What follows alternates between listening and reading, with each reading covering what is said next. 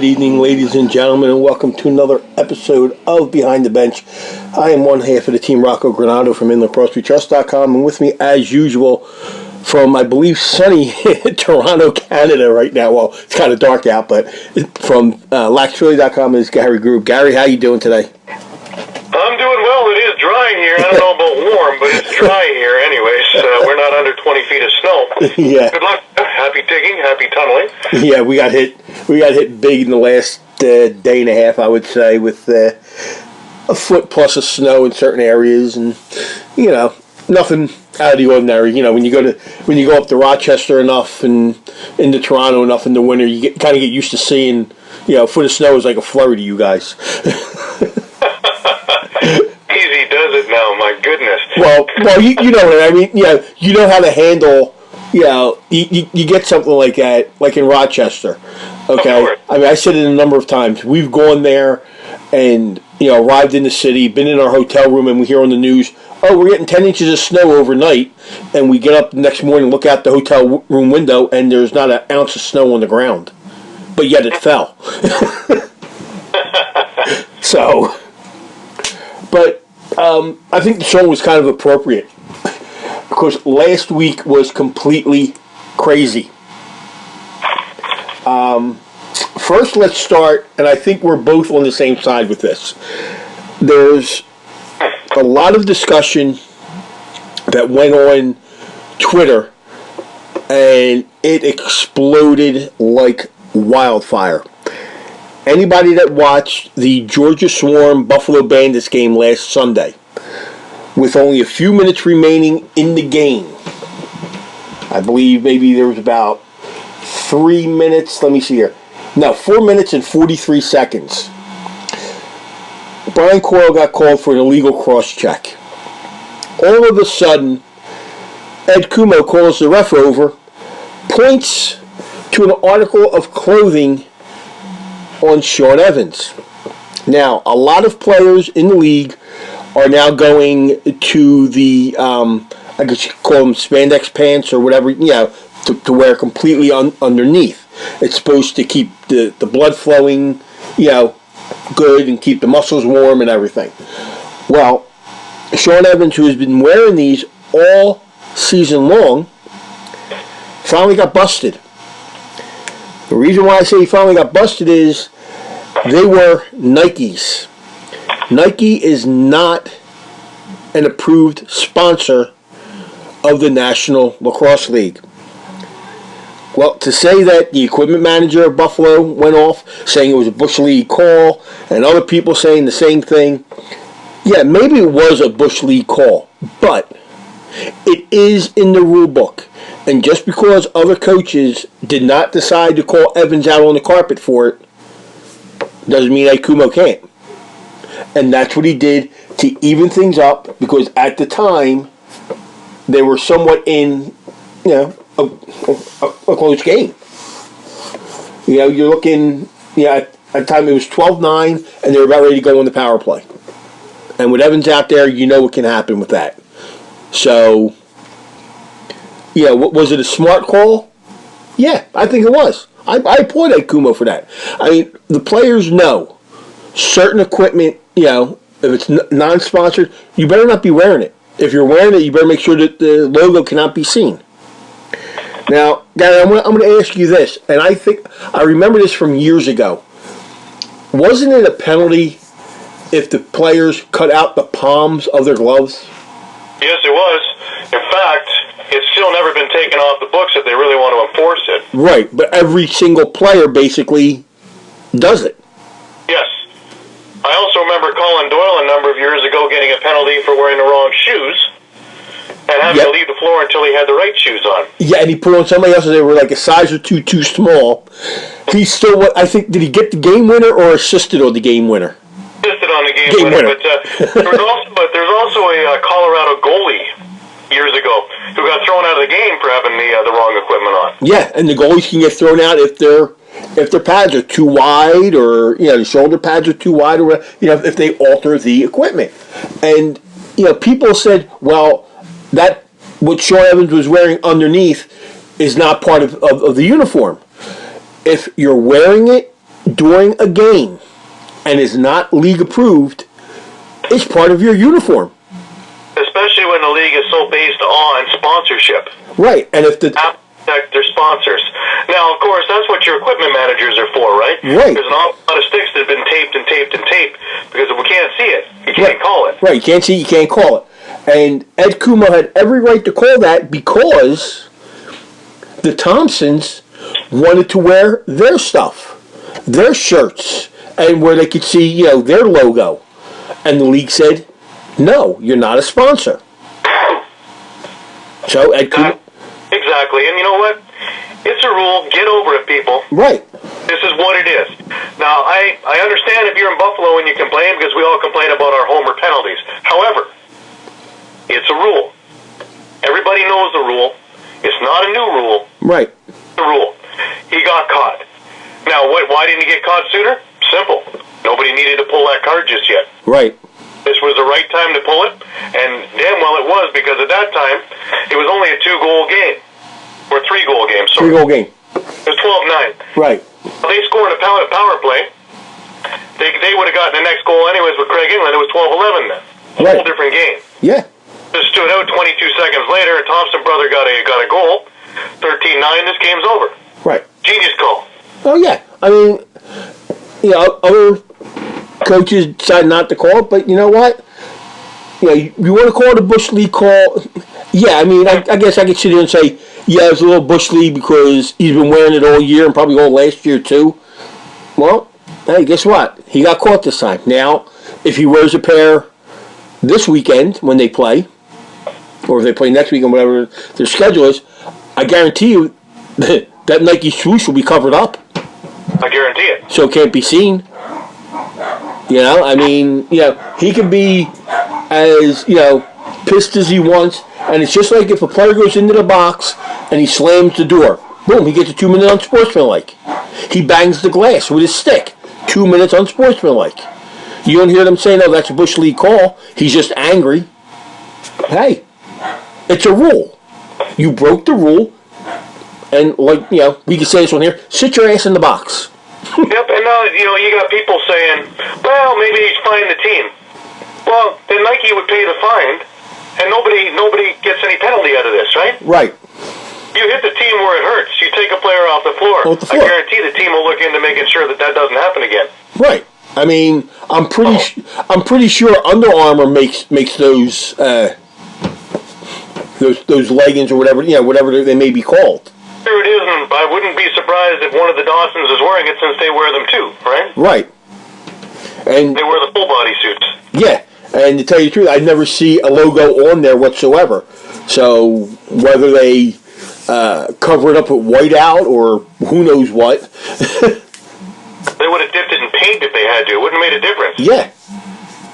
But the thing is, you broke the rule, and that's it. I mean, like I said, we could all sit here and say, yeah, you can look back on it and say, yeah, it's Bush League because no other coaches have called it, but, hey, Ed Kumo had the smarts to go ahead and call and said, hey, look, you know what? Let's bust them right now. And not only did it even it up, it was more of a mind game as well. Because Buffalo could have easily came back and said, hey, you know what? You want to call us on that? Fine, no problem. Let's go ahead and turn it up on them and score 2 or 3 and tie this game. No, it got inside of Buffalo's head. I mean, everybody was going ballistic on the bench. which I found very comical. Yep, oh yeah.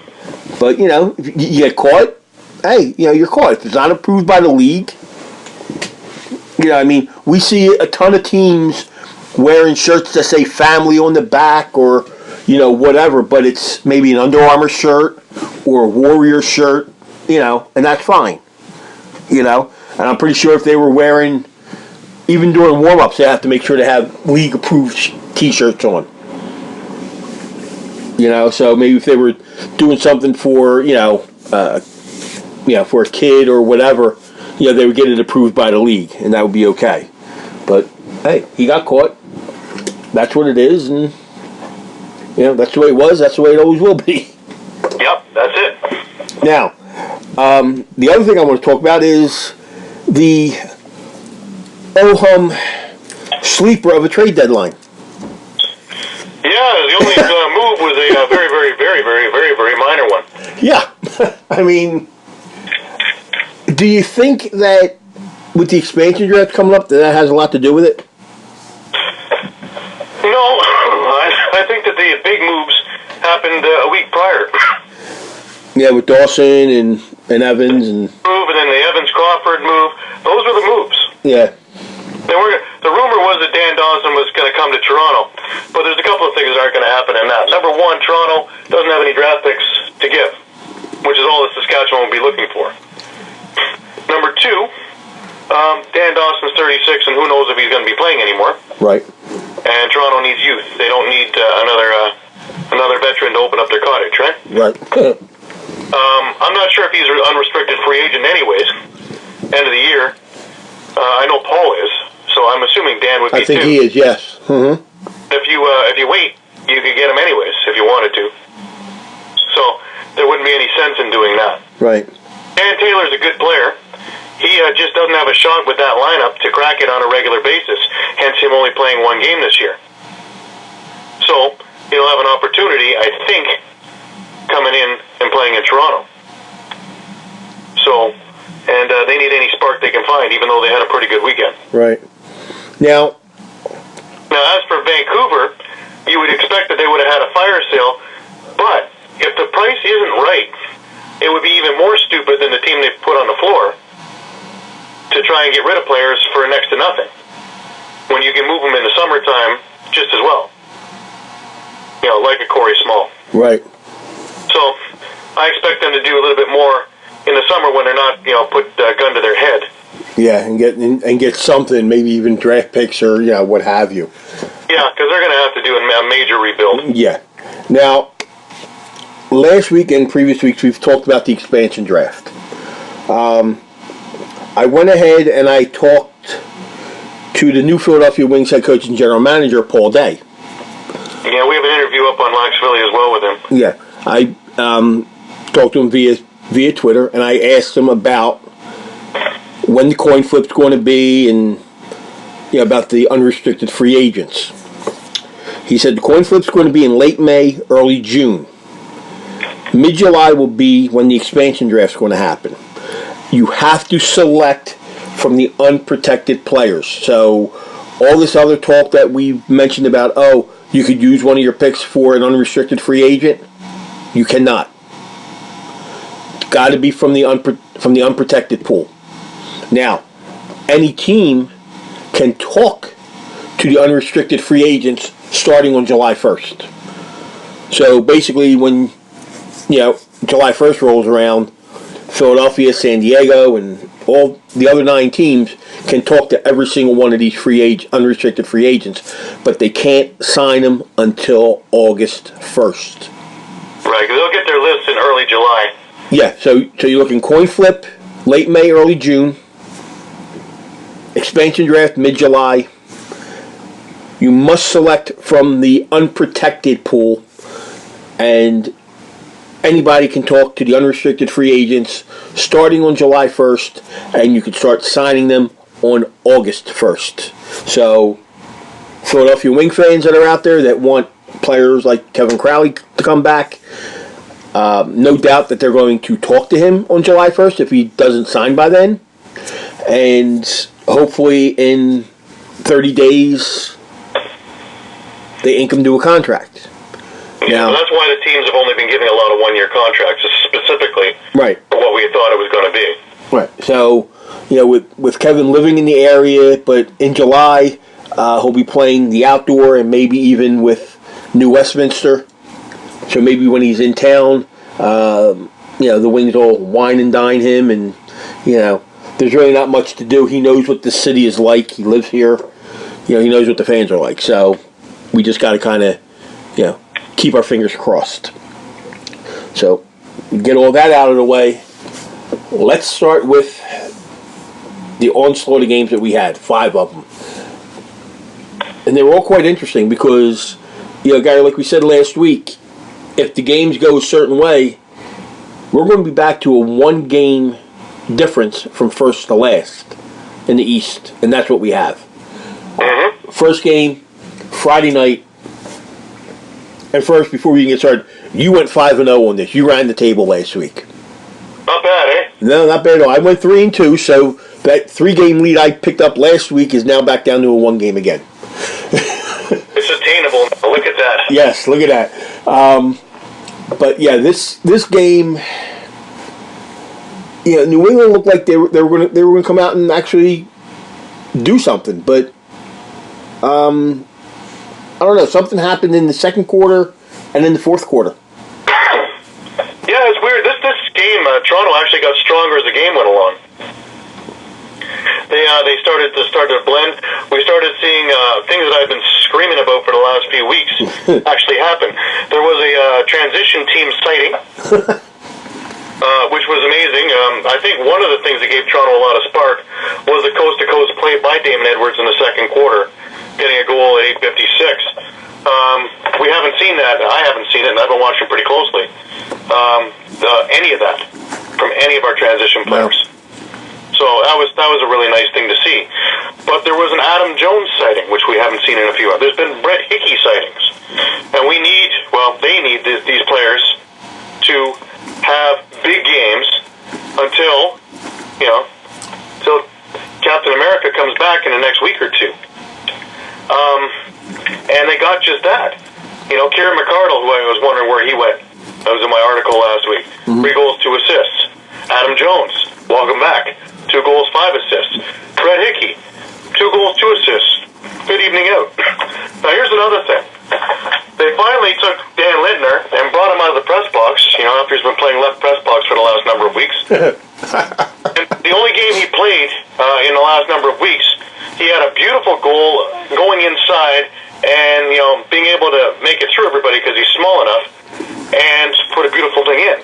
Well, didn't he do the same thing here on the goal mouth, getting a pass, keeping his feet just barely out of the crease, falling over and scoring, and he had 2 goals. So it's nice to see him in the lineup and doing things. We had a Reed Reinhold sighting. My God, it's so nice to have everybody back on the same plate. And Nick Rose has been, been lights out the last number of weeks, and he had another very, very steady game, giving up only 9 goals and 47 shots. Yeah. Now, I wonder how many of those people are yelling for Brandon Miller now. Yeah, I didn't hear a thing this week. Isn't that funny? Yeah. I mean, we... Nobody has Miller time and anything else. Yeah, I mean... Yeah, you know what? He gave up more goals than he did last week. Yeah, I mean, we both love Brandon Miller, but just because... let's face facts here. Yeah. Rose is the number 1 goalie in the city, and that's what's going to be. If you don't like it, there's another team to follow somewhere. Yeah, somewhere. And here we had a Stephane LeBlanc sighting too, by the way. At 2 goals and 4 assists, but unfortunately we didn't have too many other sightings there. Kevin Crowley did what Kevin Crowley does. Right, got a hat 3 goals. But Johnny Powis, birthday boy on the night there, with 2 goals and an assist. But Kalen Crawford, man, it's another 1 goal, 3 assist kind of night. Pretty standard, pretty par, pretty average. That's not what you're getting for Sean Evans, is it? No, but you know what really hurt?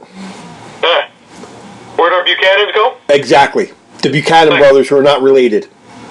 0 goals, 2 assists. Same connection, who got a couple of points between them, that's it. Yeah, 2 assists between the 2 of them, that's it. Nothing else. I mean... You can't win with things like that, No. And Aaron Bowl played a decent game. Not a great one by any stretch of the imagination. But you know what? Toronto had the wrong information a week earlier. And, they were firing at, I believe it was right side above the shoulder. And that's not the place to beat them. The book on Aaron Bold is to beat them 5-hole, get them moving. And that's exactly what they did in this game. And they beat them and beat them and beat them. Yep. So obviously someone did their homework this time around. It would have been nice if they did it a game earlier and you picked up 2 wins, but hey, it is what it is, right? Right. I was just happy to see them play for the first time in weeks, probably since Tom Schreiber went down. They played a complete game, and they also didn't have this third quarter, sit down and not do a thing. It was they actually had a pretty decent quarter, and they just took it to the house and exploded in the fourth quarter. Fourth quarter, yeah. Including a penalty shot, which was a bizarre one. It was it was an illegal substitution penalty, but Mark Cockerton, he ran into the Rock player. So by rule, and here we are again by rule, nobody's complaining about this rule, it's a penalty shot. Yeah. And Adam Jones took it and made good on it, and that was that. So, strange, but I'll take it. Yeah, and surprisingly, between these two teams, there was only 8 penalties and a total of 3 power plays. Neither team capitalized on it. Which was just a continuation from the week before, when neither team capitalized on anything. Yeah, but for these two teams to be playing each other and only get a total of 3 power plays. Very true, but we had Ian Garrison and we didn't have Gardonio. We didn't have Gardonio, and we didn't have what's his name out west. So, yeah, it was a good game. Yeah, but, it was really good. Toronto outshot New England 58-47, loose balls 80-69. Face-offs only 14-13 in favor of New England. That makes a case for Brad Cree, because he's going against Thornberry. And he went 9 for 21. Yeah, and then we have Jordan Magnuson, who now I guess is healthy. Yeah, he did a 4 for 6 year, and he went 4 for 6. So, he came in last year, and nobody knew anything about his face-off prowess. And he took over when Brad Cree got hurt. Well, maybe he should have a few more face-offs. Yeah. That's what a lot of teams are starting to do against face-off players such as Thornberry. They're getting at least one other player so they can show something different, Because if you always have Cree doing the face-offs, Thornberry's going to know what his move is. Okay? You put somebody else in there to take it, you add, another 1 or 2 guys in there to do face-off draws every once in a while. It kind of throws him off. It'll do that with some other players too. So maybe that kind of helped there, but only. Well, I'm sorry. Yeah, I was about to say only 5,800, but this was in New England. They only hold 7,700. So for a second, I was going to say only 5,800 for Friday evening, I think. Yeah, I was about ready to say only 5,800 in Toronto. Then I stopped myself and realized it was in New England. Yeah, no, we had it the week before. Yeah. So we had that game. Toronto wins that one 14-9. Now we go to the other game on Friday night. Saskatchewan at Buffalo. Yeah, this wasn't a good weekend for Buffalo, was it? No, and when I started watching this game, I'm always on the Robert Church bandwagon. Okay? I've been following him since he was at Drexel. I love the way he plays the game. The boy put in 6 goals like they were nothing last Friday night. I mean, before you knew it. You're looking at 5-3 and all of a sudden 8-4 at the half. And Robert Church just went off in this game. It was just him. This was the Robert Church that we saw in the beginning of the year. Okay? Everything that the Saskatchewan touched just seemed to be going in. And Buffalo didn't have an answer. They kept Alex Bouquet in the whole entire time, which I was kind of shocked that they didn't throw Zach Higgins in. That's because they were planning that for the Georgia game, right? Yeah. But still. Now, here's the thing. Now, we've gotten on Saskatchewan about, keeping their focus and things like that. I think they got their wake-up call with Colorado starting to come on. Yeah. I think you have a very focused team right now that Coach Keenan's got very finely tuned and are ready for the stretch run. I really would be surprised if this team coughs up the lead or is not completely unbeatable in the playoffs, to tell you the truth. And the thing is, they didn't go on like a 5-goal run, 6-goal run. They had a 2-goal, looks like a 3-goal run at one point. Then they had a 2-goal. Then another 3. Buffalo would score 1. They would come back with a couple. So they kind of, We had everything in this game. We even had, what would they call that thing? Oh, yeah, a fight. A fight? We had a fight in this game. Yeah. We had a good toe-to-toe, Village against Craig England. And, England's getting better and better at these things. It's not the one who got his mouth gear knocked halfway across the floor against Hofstrauser a few years back. No. He's learned what he's doing out there. Yeah, he's getting hanging out with the heavyweights. He's getting a little better. Well, he's not being the human punching bag he used to be anyway. No. But yeah, it was amazing. Saskatchewan just did what Saskatchewan does. And he just picked and picked and picked, and away they went. You have the regular culprits. You have the Mark Matthews with a goal and 8 assists, doing what he does. Then you go to the other side, you have Dan Dawson, the other part of the Twin Towers, with a couple of assists, setting plays up. We already talked about Robert Church. We'll go with the other Drexel boy. We'll go with Ben McIntosh with 2 goals and 3 assists. Jeff Shatler, he did his part, 2 goals and an assist. Matthew Dinsdale with 3 goals and an assist. Ryan Keating with 2 goals, 3 assists. Is coming again from everywhere. Yeah, and it's being set up from not just the offensive players, but your transitional guys are setting things up. So, it's a scary good thing. Yeah. Now, when they actually push come to shove, and the defense tightens up altogether, I would suggest that they keep their passports in their pants, because they're going to be taking shots from just on the other side of Alaska.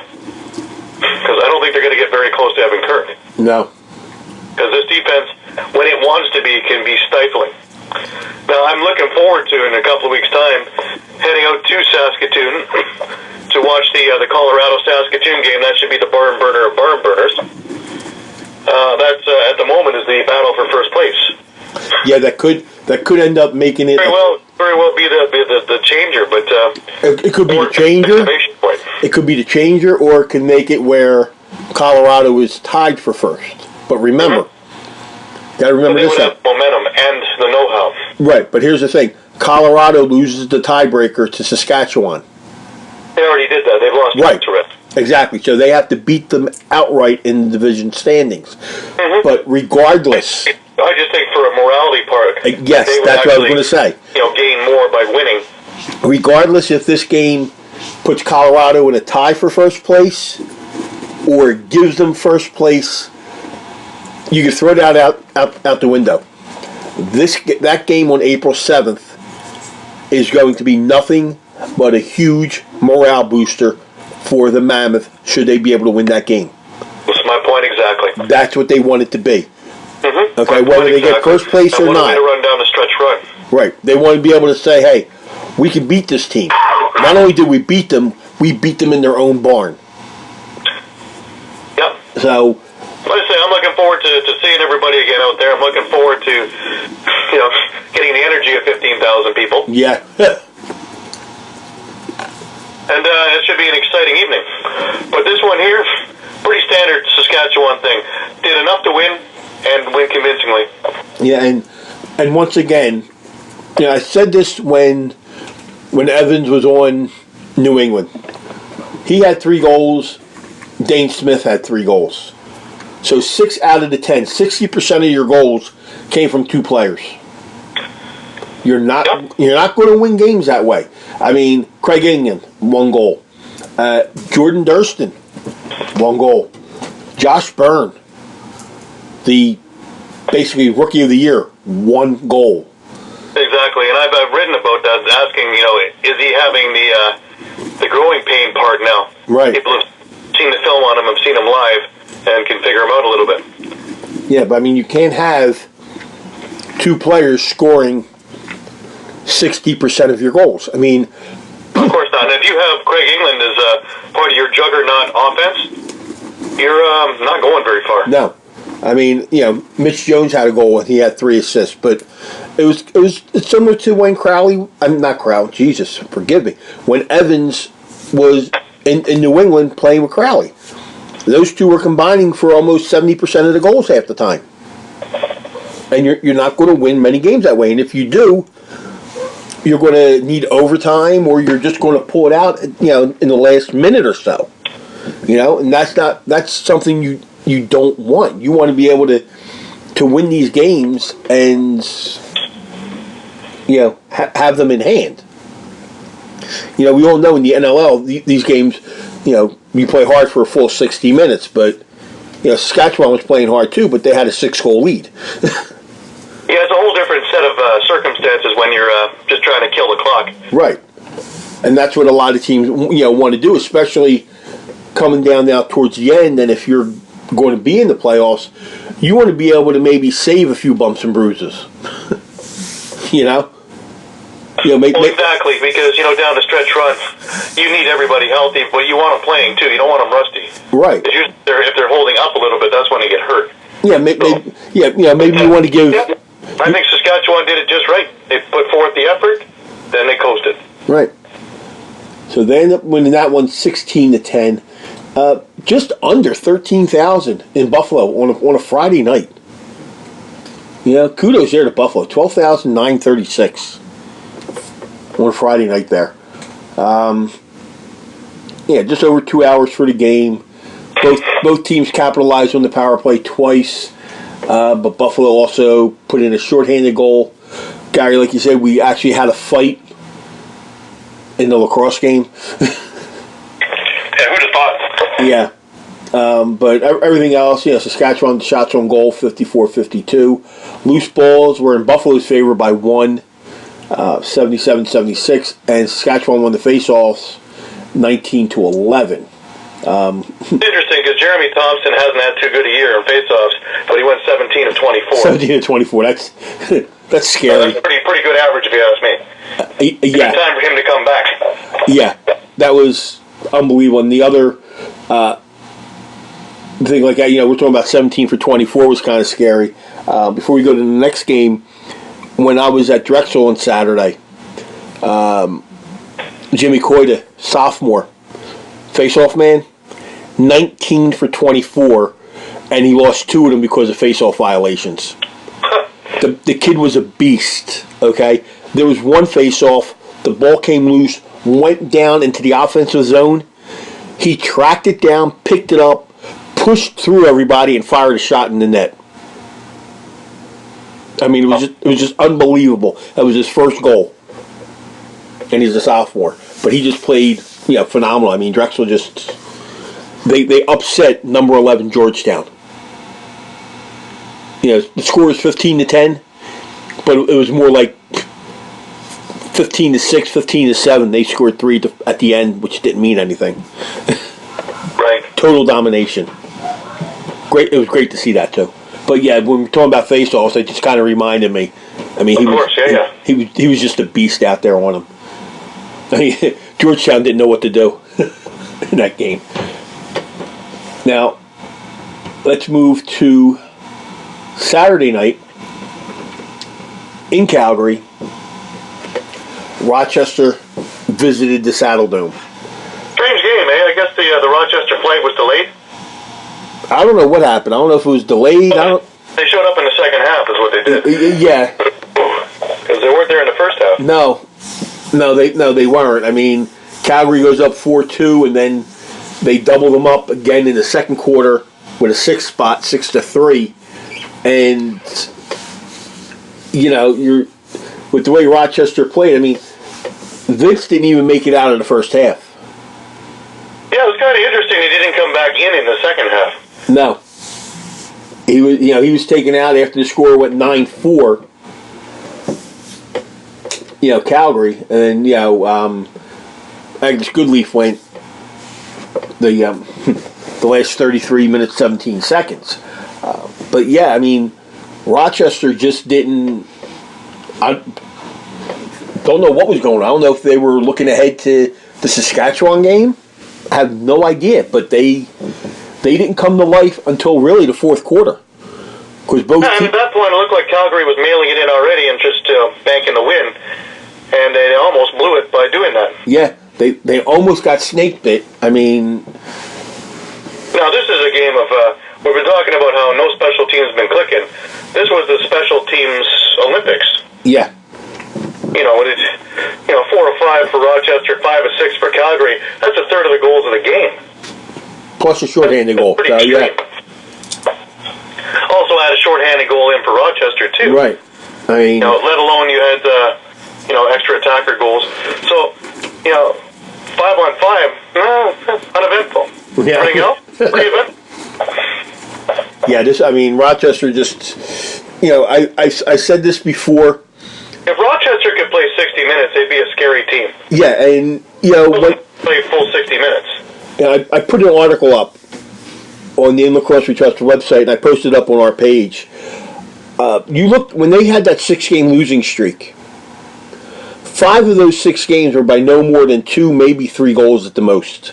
Mm-hmm. Okay, so they were in every single one of them. Only one of them was by I think like 8 goals. It was by a large margin. But 5 of them by no more than 3 goals.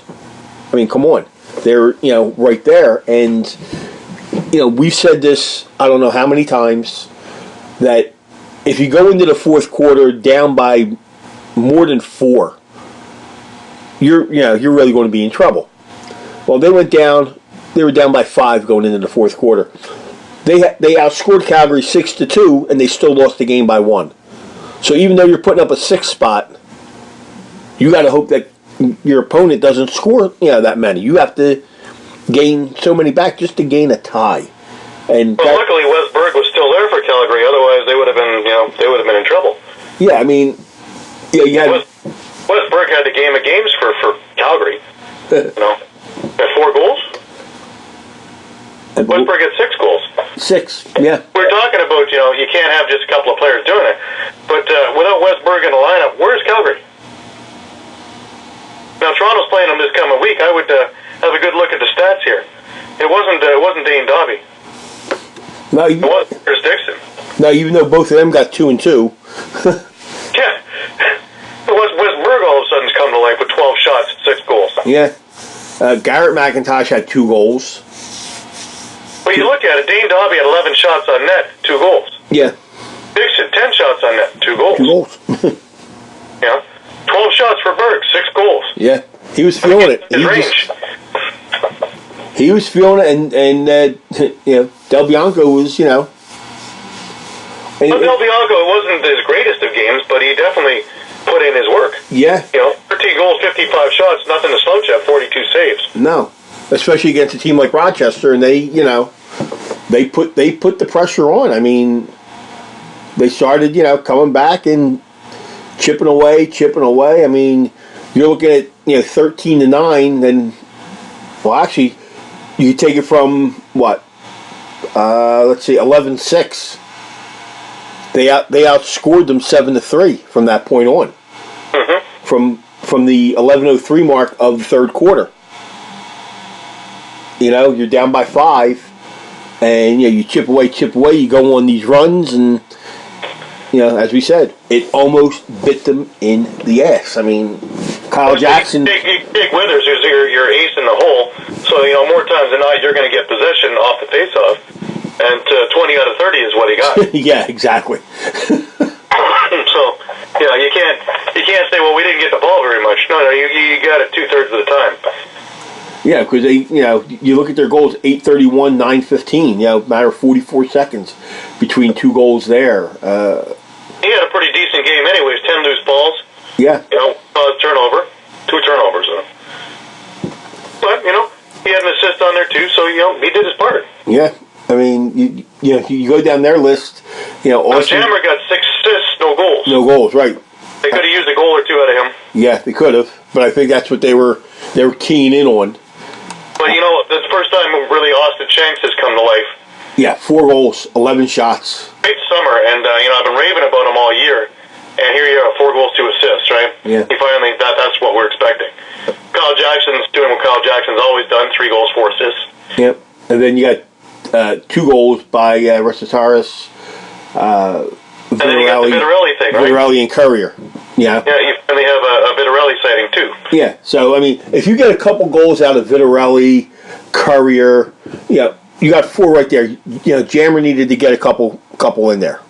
He really did. They held him to 6 assists, and they figured, well, look, if he gets the assist, we don't care. We don't want him scoring because we both know when he starts scoring, he can go on a run alone. Yeah. And that's the scary part there. But Calgary ends up coming up winning this game. Not only that, they chased Matt Vince from the net. And it gives Christian Del Bianco a whole lot more confidence. And Gary, I'm telling you, I'm starting to get a little scary with this Calgary team. Well, I'll see you about this weekend, and I'll get to see him up close. Yeah. I mean... yeah, they seem to have figured it out. And it's funny because they started this, all of a sudden we can win in Toronto against the Rock a number of weeks ago. And that's when all of a sudden they started playing more aggressively. And they figured out that if they played aggressively defensively, that they have enough talent that they can score offensively, and when things go through, now that they figured out that Del Bianco is the number one, that unlike other goalies who, in close have a tough time, Del Bianco is good and young, and his reflexes are razor sharp. So in close, you actually have more trouble than out from a distance. And Calgary's very happy to keep you from a distance shooting. Yeah. They have an interesting scenario there. Yeah, and, so, I'll see it this weekend when I examine it against the Rock. But they're starting to become a very scary team. Yeah, because I mean, you look at it, they only had 48 shots on goal, but 14 of them went in. And they went in early at that. Yeah, they jumped out to a 10-5 lead, and they just made sure they kept matching Rochester as much as they could. 55-48. Rochester had the shots. Calgary picked up more loose balls, 67-61. Rochester won the faceoffs, 20 out of 11, with like you mentioned, Jake Withers going 20 out of 30, which is unbelievable. The power plays. That's in every game of the year. Yeah, power plays. Bad game per se. 4 for 5 for Rochester, 5 for 6 for Calgary. Rochester also getting a shorthanded goal. The attendance in Calgary, 15,000. Calgary hasn't seen that number in a while. No, but it's nice to see. Yeah, 15,000. People are starting to believe again. Yes. Also, those are pretty smoking St. Patrick's Day jerseys, too. Yeah. I was going to say that. I kind of like that. Yeah, put a couple of bids in there, and who knows? Maybe throw one into the collection over here. Put another one in there. So Calgary beats Rochester, a game that they really needed to win to give them a little more room. We said this before. Vancouver, for all intents and purposes, is eliminated from the playoffs, but mathematically, they're still in it. But that's probably going to end this week. Now, the next game we had, this was scary. Colorado at Vancouver. Yeah, you expect this to be quite the blowout, didn't you? I wouldn't say a blowout. I would say I would expected Colorado to control the game more than what they did. A lot more. I mean, if they won 13-10 and controlled the game, I'd say, okay, fine. Well, they came out to that big lead, right? They started 4-1 after the first. Right. We've always said all season long that Vancouver need to be a consistent team. Well, they're pretty consistent after the first. 3 goals in the second, 3 goals in the third, 3 goals in the fourth. Pretty consistent. Not enough to win. Not enough to win, no, but and anything that put a scare into Colorado. I mean, it's supposed to be challenging Saskatchewan for the top. Right. To have Vancouver scare them like this, I don't know. Is this a chink in the armor?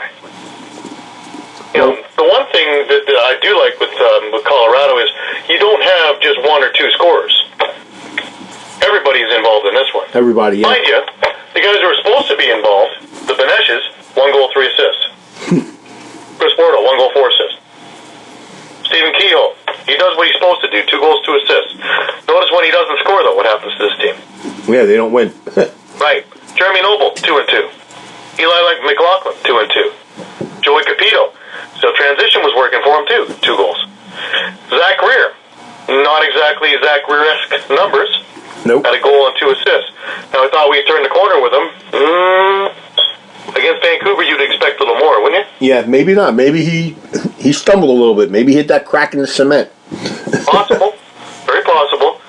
Now, maybe Vancouver isn't as bad as we try and make them out to be. They just have a whole bunch of not good luck and just are short on many, many, many, many games. Because they keep themselves in many of these games. Yeah, I mean, if you look at their scores, they're in a lot of these games. We talked about they need a major rebuild. Yeah, they need a rebuild. But they have some decent pieces, Yeah. You've got the Joel McCready's who got 3 goals. Tony Malcolm, 2 goals, 3 assists. Logan Schuss had a goal and 4 assists. Reese Dutch a goal and 4 assists. Now you need more production out of these guys goal-wise. Yeah, big time. Corey Small, who you know is on his way out, being that he's moving back to Ontario, unless he really enjoys those 5-hour flights, had a goal and 2 assists. Pat Saunders, the same thing. I mean, I think they were hoping to get a little more out of him. Yeah, well, he had 7 shots on net and 1 goal. Yeah, that's not good numbers. No, and that's the whole thing with Pat. He goes hot and cold. But when he goes cold, he's frozen. Yeah, he's ice cold. Yeah, and it takes a while for him to thaw out and get back on track again. Right, and you can't blame Eric Penny. He got in 12 goals out of 54 shots. Yeah. That's a pretty good night's work. Yeah, he can only do so much. Well, yeah. You might as well give him a forward stick and have him try and score, too. Dylan Ward, he let in 10 out of 59, so they're in the same realm here, Yeah, I mean...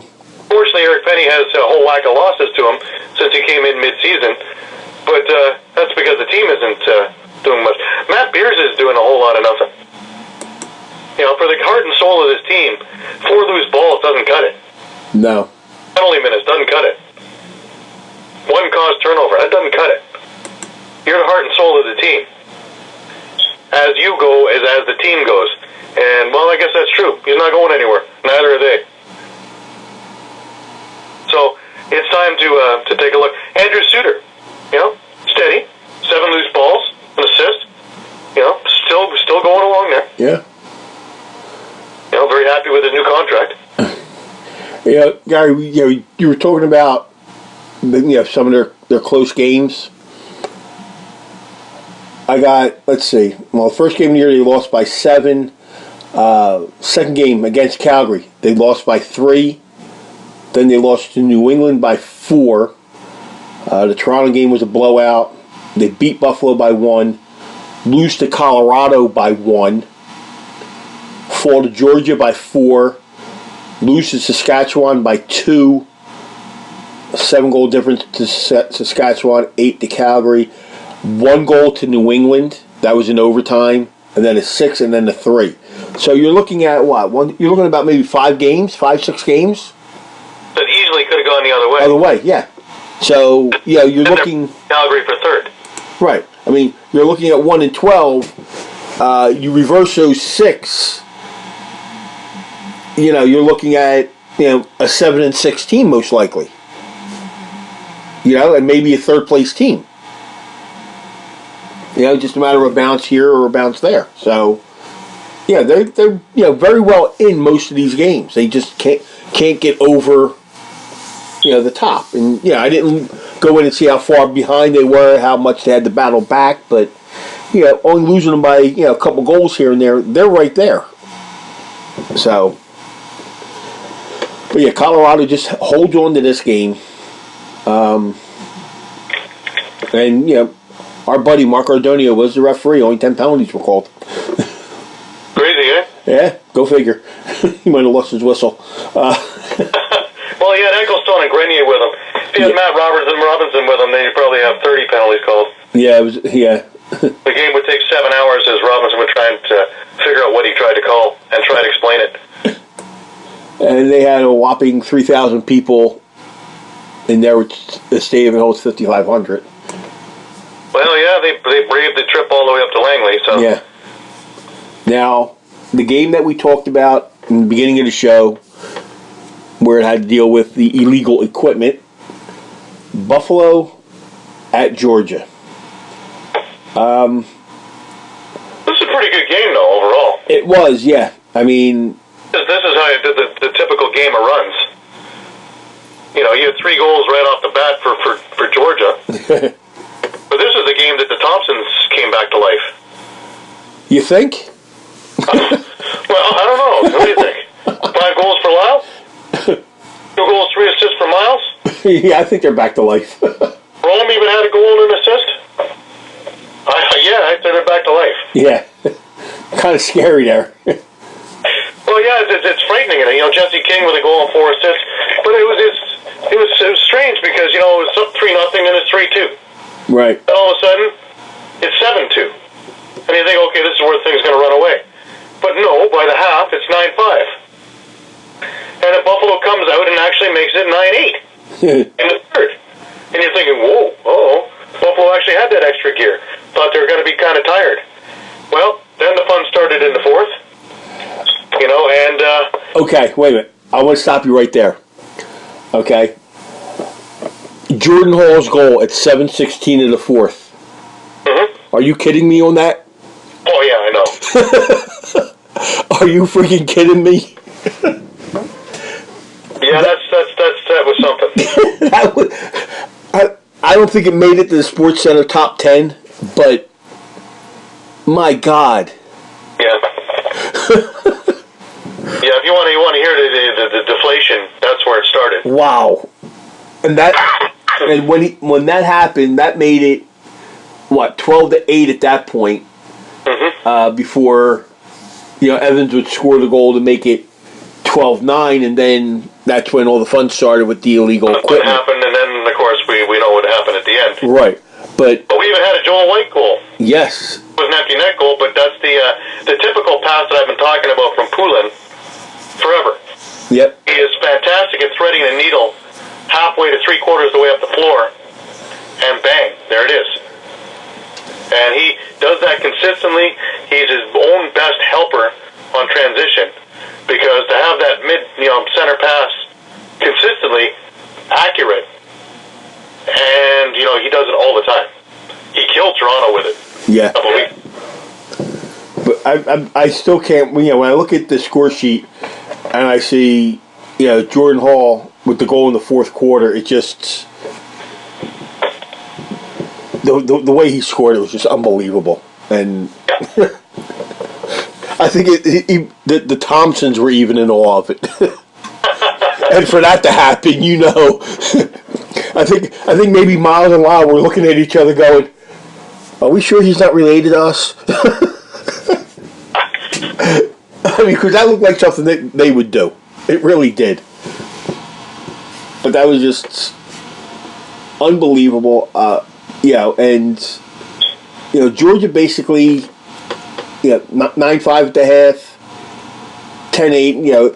Buffalo kind of hung around a bit, but it didn't, come through. And again, Craig England got 2, but Dane Smith, Sean Evans, 5 goals combined. 5 out of the 10 from those 2. Again, 50% of your goals by 2 players. Mm-hmm. You're not going to win many games. And you also had Mark Steenhouse back in the lineup.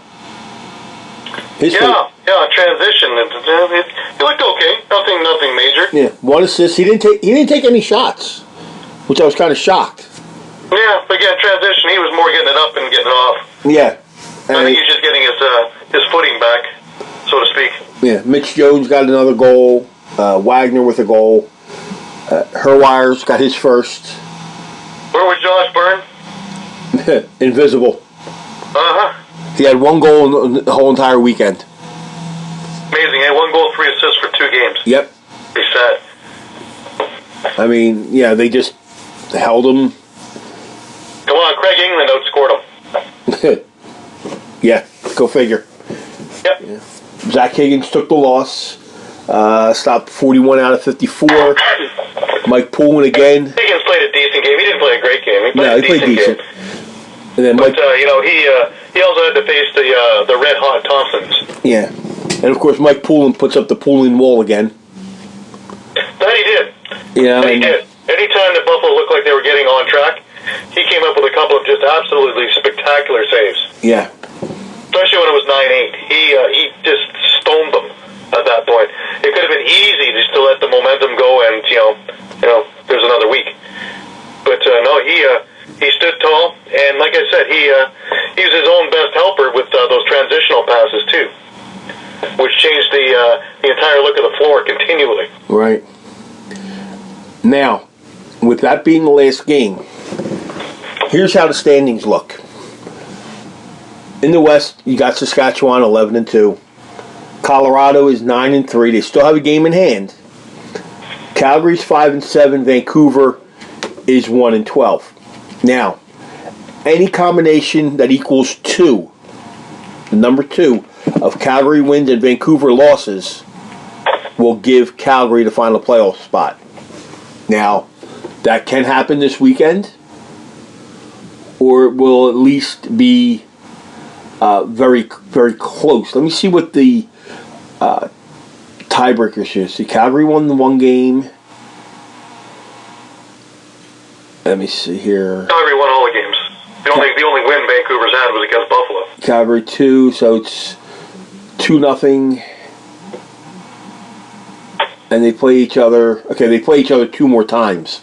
So, worst case scenario, if Calgary don't clinch it this week, they can clinch it next week when they play each other. So, depending on how the games go this week, because Calgary's got to play Toronto, Colorado's playing Vancouver. So, Calgary and Colorado win, the playoffs are set in the West, the teams. But if Calgary doesn't beat Toronto, and regardless of what Colorado does, Calgary can clinch it next week. So anyway, like I said, you have Saskatchewan 11-2, Colorado 9-3, Calgary 5-7, Vancouver 1-12. Now, when's the last time you looked at the league 13 weeks in, and every team in the East has 6 wins? Whether it's 6-5, 6-6, or 6-7, every team in the East has 6 wins. I don't know when the last time was, but I know back in 2008, all 4 teams that made in the playoffs all had 10 wins. Yeah. No, let's say right, but yeah. It's nuts, man. Like, but yeah, in the East. 3 teams tied for third. Toronto like half a game back in second. New England sitting in first. And I have a feeling at the end of this weekend is going to be a lot flopped. That's the whole thing. We don't know what's going to happen this week because Buffalo went from 2nd to 5th. Toronto jumped up. Rochester jumped up. Georgia stayed the same.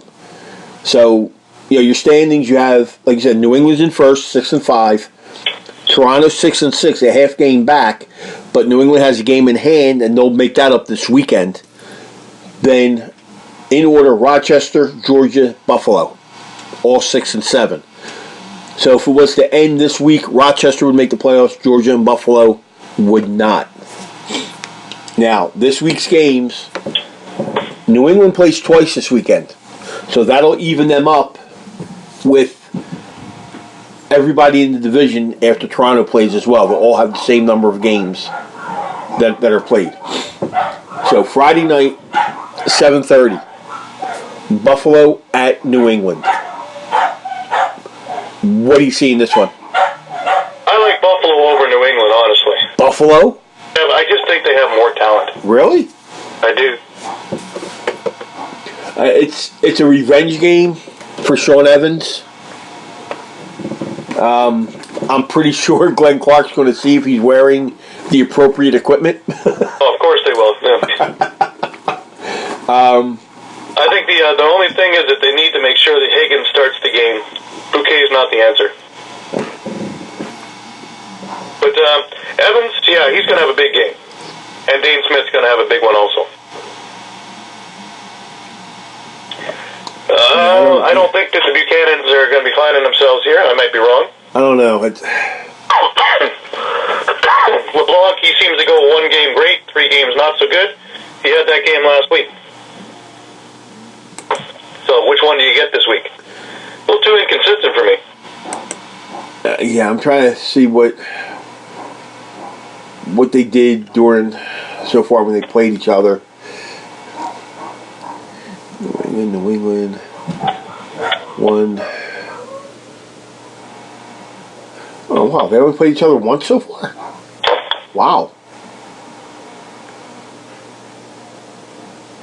So they played each other two. Okay, they got each other two more times coming up. Buffalo won the first one in New England, 18-13, and that was on a Friday night. I don't. So we'll see. This is my pick is Buffalo. Yeah, I don't know where I'm going on this one because then New England's got to go down to Georgia. How do you think my pick's with Georgia on that one? I don't think New England has a very good weekend. I think they're going to split. I just don't know which one they're going to win, which one they're going to lose. I don't think New England matches well with Georgia at all. Really? They're tired from a long night with Buffalo, having traveled, but also trying to keep up with that Swarm team, who's really quick on transition. If the Thompsons are firing with Jordan Hall, I think they're going to have a hell of a time. So, but that's just me. Yeah, I actually think they're going to beat Buffalo tomorrow night. They'll be at home. I think they'll be able to do this. They're going to get things back on track the way it should be. Home advantage has been really good. They're 3-3, are they? Buffalo's 3-4 on the road. Well, the whole East is only 6 wins each, right? Yeah, I mean, the only team that's above 500 at home is Rochester. They're 4-3. Toronto's under 500 at home. I know that. I've sat through them all. Yeah.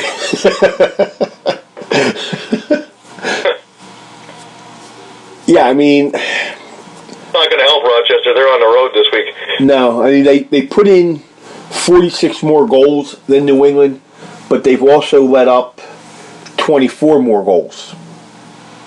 Now, granted, they played 2 more games than them, so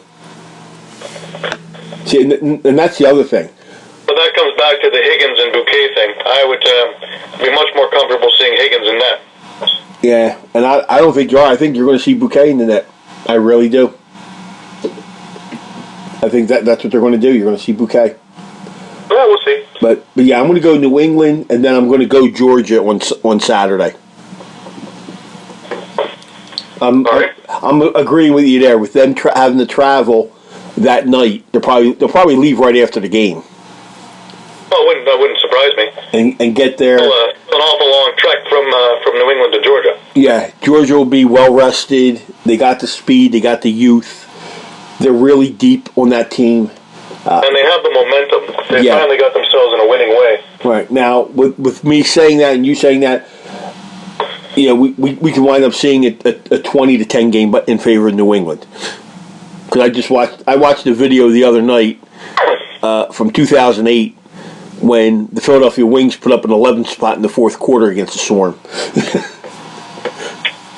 And it's coming up on that 10-year anniversary of it, so. Right. So it's kind of scary. On to that one, okay? Yeah. Toronto at Calgary. This has become quite a rivalry between these two. I mean... Now, Toronto got taken out by Calgary with their aggressive play, and I think they got taken right off guard and didn't expect any of that. I think they're, I think they're a much better prepared team for this game. Yeah, with them actually finding the win column without Schreiber in the lineup, I think they're finally, their hands are a little bit looser. They're not gripping the stick so much. No. And all the bugs that were hitting them have looked like they went by the wayside this past weekend, and I'm hoping, I'm hoping that they can actually push further. And we're going to see because Dan Taylor being in the lineup as well. So yeah, let's see if he pays dividends. And I'm going the same way. I'm going with Toronto in this game. I just think, like you said, with them winning last week without Schreiber in the lineup, it really gave them a huge boost. It really did. And outside rumors is that Schreiber returns for the Good Friday game against Colorado. yeah, I've been hearing that also. That he will return for that game. So I'm going, Toronto in this game as well, which means Calgary will not clinch this week. The next game is Vancouver at Colorado. Now, the rematch of the game. I don't know if Steve Fryer is going to be activated or not. They had somebody else as the backup last week, but I'm going to go away from the game. It's just not Vancouver at Colorado. This game, they will retire the number 24 of John Grant Jr. It will be hoisted into the rafters at the Loud House. I mean, yeah, we all seen him play, Gary. We know how how good he is. Yeah. Oh yeah. So it's going to be a bit. I don't know. I would say emotional, but I expect a huge crowd there. I think they did it in Rochester. Now they're going to do it out in Colorado. Retire the number. I mean, it's almost getting to the point where, do you want to retire the number 24 all throughout the league? But yeah, I mean, it's very well deserved. So, no doubt that there'll be a large number there. I think Colorado's going to want to make a statement in this game against Vancouver. They're just going to, I feel they're just going to come out and blow them out of the water. I don't think we're going to see. I agree. I think Vancouver keeps it from being a total effort.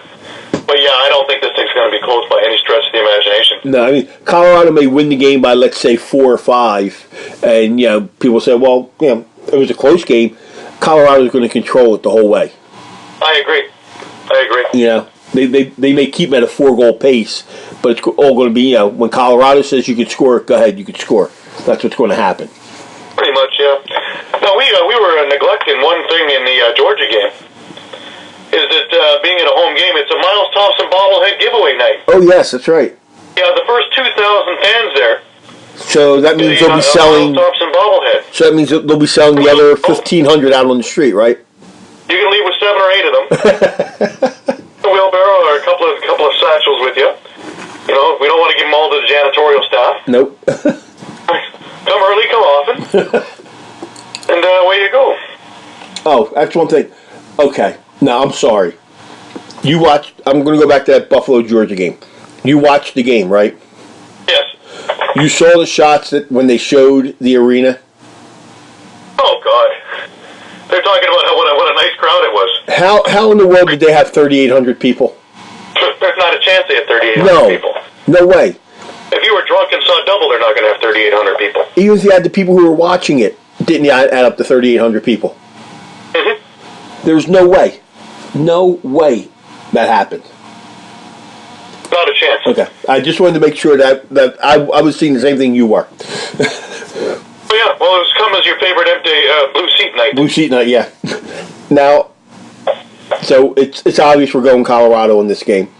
The last game of the night, Rochester at Saskatchewan. In Saskatchewan, Rochester drops to 6-8. I'm sorry, they do. Saskatchewan started making a statement last week against Buffalo. Now they're going to make it against Rochester. In this one. I agree. I think you have the most focused team that Keenan can possibly get now. They say they've had some trouble with focus, but they are by far the most talented team in this league. And now that they are all on the same page, focused, and ready for a stretch drive, like I said earlier in the show, I would be surprised if they lose again this year. Well, let's see who they have coming up. Who's the playoffs? Well, they're off next week. They prepare for Colorado. Vancouver, yeah, okay. 4-14 home against Georgia.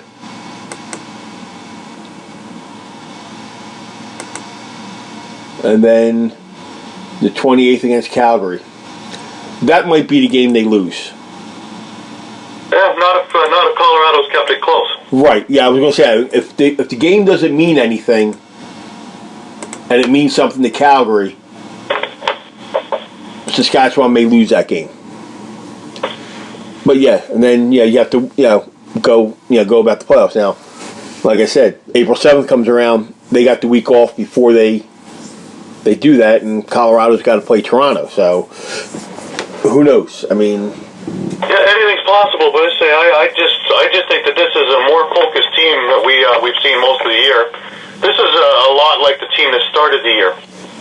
A team that's pissed off that they lost last year because they shouldn't have, and are very, very driven to make sure they win it this year. Yeah, extremely driven. That's the thing. Keenan won't let them take the foot off the gas. No, not at this stage. I mean, they're 4-1 at home, 7-1 on the road, and that's the other thing. They've only played 5 games at home. They've played 8 on the road, so they got 5 games left. 4 of them are at home, which, as everybody knows, is probably the most difficult place to play. Yeah, so they got a lot of home cooking coming their way. So, with what you're saying about them possibly never losing until the playoffs start, I might have to agree with you on that. And like I said, it all depends on what happens if that Calgary game at the end means anything. I mean, it may mean something to Saskatchewan also, so who knows?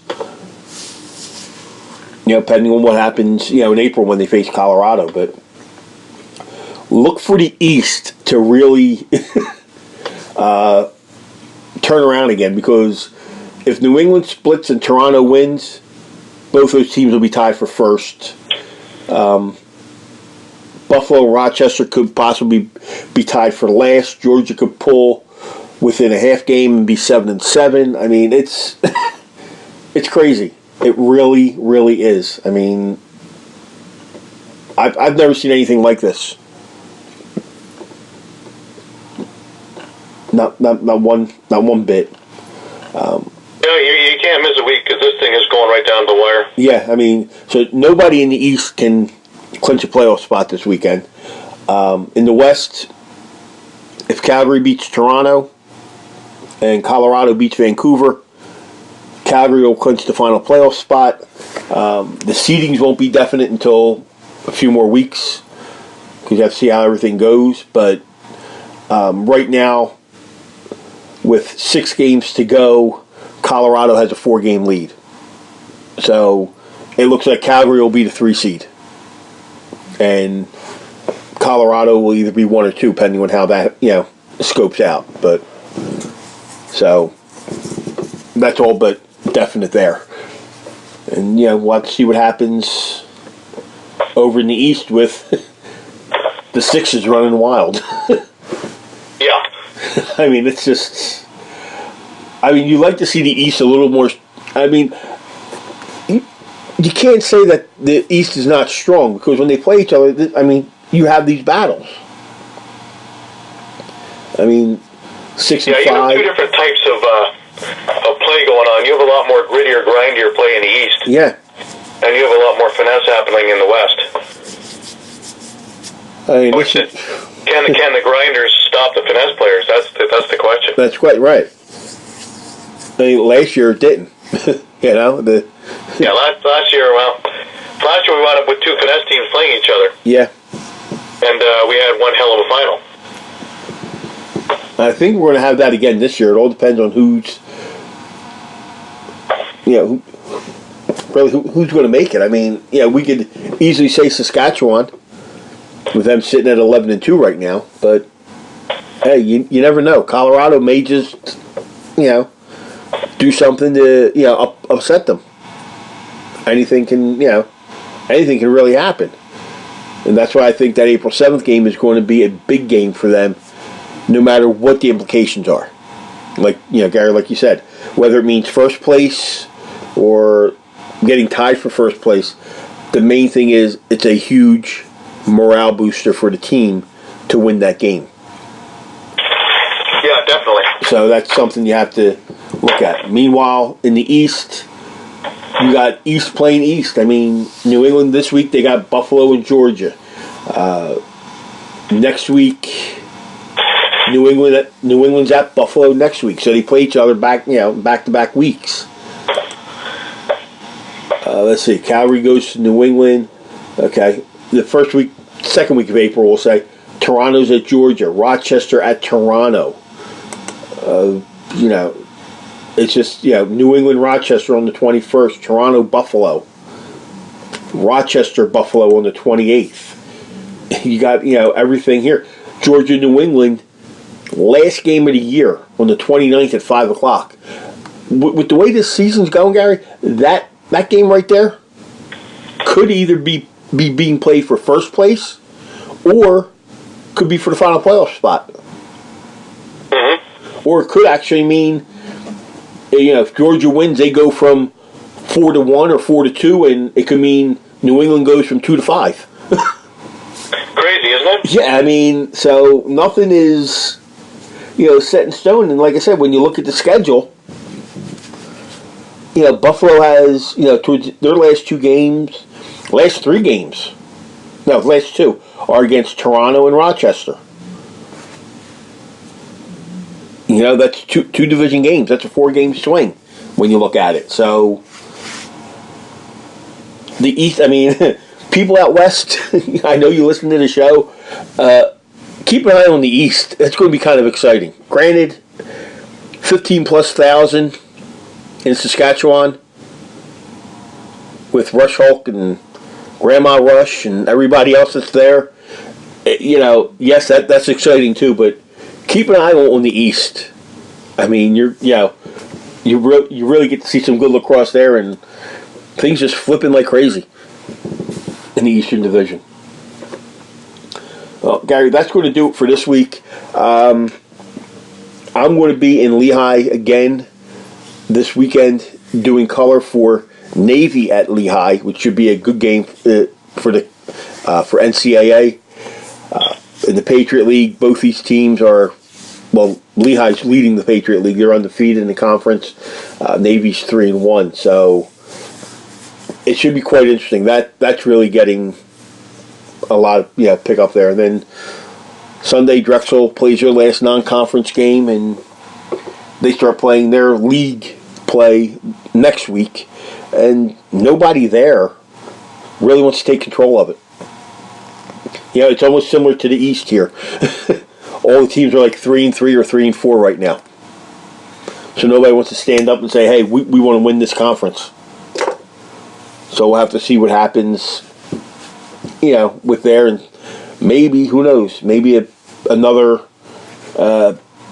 team from the Philadelphia area gets into the NCAAs, because most likely Villanova will get a bid somehow.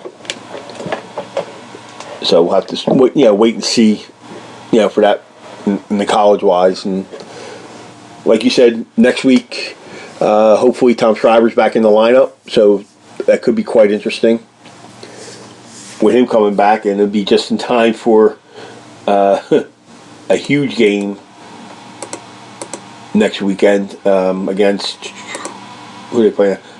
Against Colorado. Oh. Yeah, so, I mean, and that could be two teams that could face each other in the finals.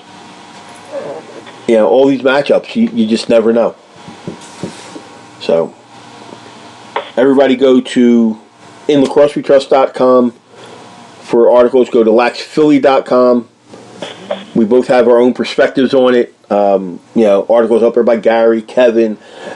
My articles up there, everything. Go to our Facebook page, Behind the Bench, because whatever we post on those two sites, we throw it on our Facebook page. And if there's any type of guest that you may want to hear an interview of, put it up there. We'll see what we can do. I mean, I'll send something out to the team or whatever, and maybe if they're coming into town, we'll get some words with them. I'll be in Rochester on the 21st of next month when New England plays. So most likely I'll get some interviews with some of the Black Wolf players and maybe a couple Rochester guys, and go from there. I know, Gary, you're going to be in Buffalo that weekend, probably more as a fan than anything. But I mean, there's a ton of a ton of players out there, and if you want to hear from one of them, let us know. We'll see what we can do. So, for Gary Grube at laxphilly.com, I'm Rocco Granado from InLacrosseWeTrust.com, and as the song said in the beginning, all aboard the crazy train.